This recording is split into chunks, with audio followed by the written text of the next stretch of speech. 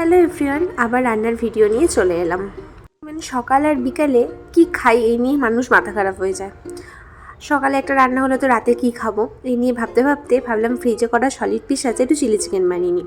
Chilli চিকেনে ফার্স্টে একটু ডিম, ধনে গুঁড়ো, জিরে গুঁড়ো, একটু গরম মশলাগুলো নুন দিয়ে মাখিয়ে রেখে দিয়েছিলাম কিছুক্ষণ। তারপরে কর্নফ্লাওয়ার দিয়ে ভালো করে মাখিয়ে নিয়ে তেলটা গরম হয়ে এসেছে, এবার একটা একটা করে দিয়ে দেবো। এই চিলি চিকেনটা রুটি দিয়েও বেশ খেতে ভালোই লাগে। সবসময় যে ফ্রাইড রাইস দিয়েই খেতে হবে, চাউমিন দিয়ে খেতে হবে এর কোনো মানে নেই। দেখুন মোটামুটি হালকা হয়ে ভাজা হয়ে এসেছে, আর একটু ভাজা হলে তুলে নেব। মোটামুটি ভাজা হয়ে এসেছে, এবার আস্তে আস্তে তুলে নেব।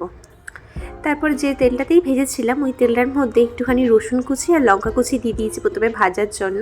তারপর ক্যাপসিকাম আর পেঁয়াজটাও ভালো করে ভেজে দিচ্ছি।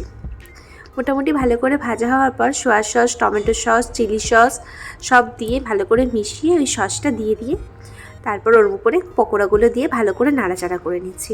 আজকে একটুখানি আমি গ্রেভি কমই রাখছিলাম, একটুখানি মাখা মাখা করেছিলাম রুটি দিয়ে খাবো বলে। ভালোই লাগছিলো।